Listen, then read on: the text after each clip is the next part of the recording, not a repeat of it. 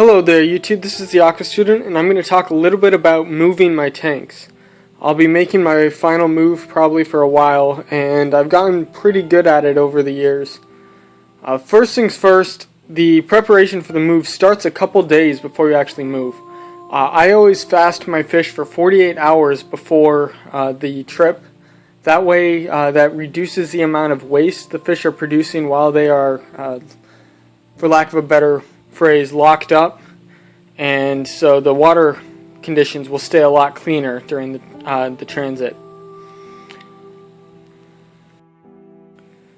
For actually transporting the fish, you have a couple different options.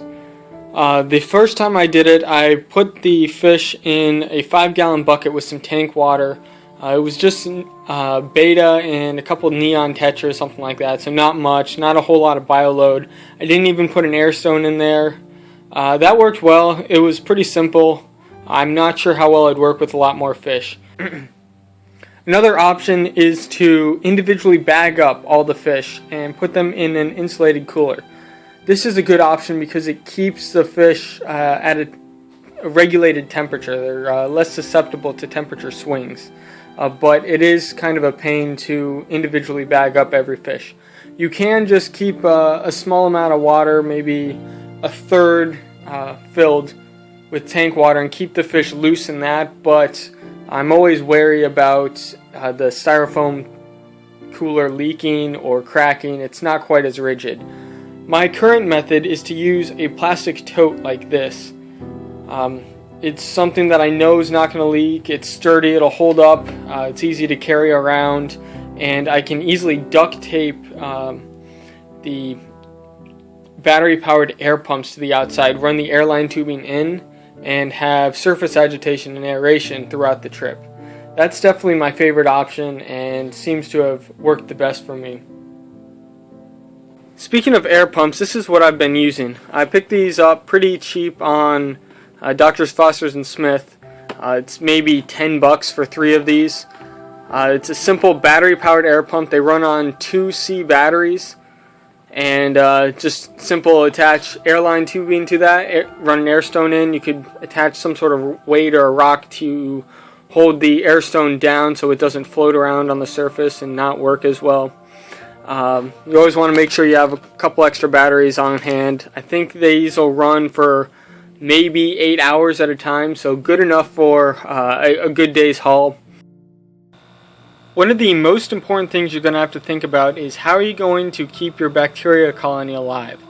I'm using canister filters, so what I end up doing is emptying out about half of the water from the canister.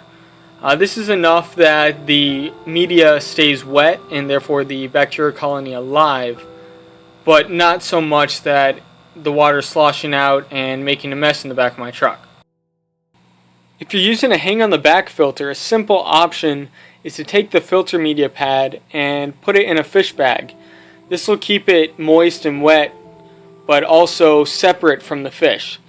That way the bacteria cloud that's going to happen when you shake up that filter media pad, all that water is not going to go spread out into the water you're keeping the fish in and just make a huge mess. It's a nice way to keep your bacteria colony alive while also being able to monitor your fish well. When you get back to your new place, you can simply throw in the filter pad back into your filter and have a completely seated tank and don't have to worry about cycling. Alright, well, I've made it here safe, and I just kind of want to do a quick rundown of my whole process. In here I have fish from 3 different tanks, adult African cichlids, smaller South American community fish, and then very young African cichlid fry. These guys are all different sizes, all different aggressions, so I have to separate them while still keeping them in the same kind of compact space. So to do that, I took a 5-gallon bucket of clean water, put that in the plastic tote. The large African cichlids were let to go free into that water. They're the ones who need the most space anyway. Then all the other fish were bagged up. The larger fish, like the apistogramma, the male and female, were each bagged separately. then all the community fish of the same species were bagged together. So that's like all the pencilfish were kept together, the aspidoras were kept together.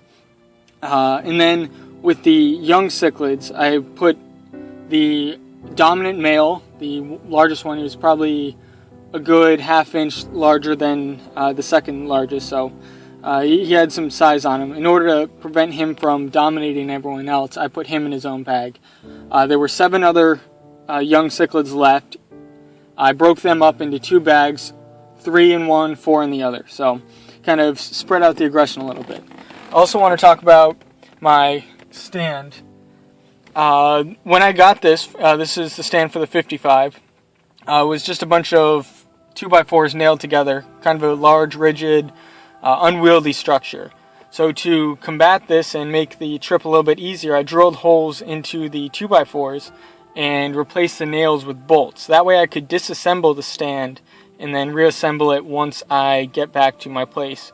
So during transit, it'll be taking up a significantly less amount of space.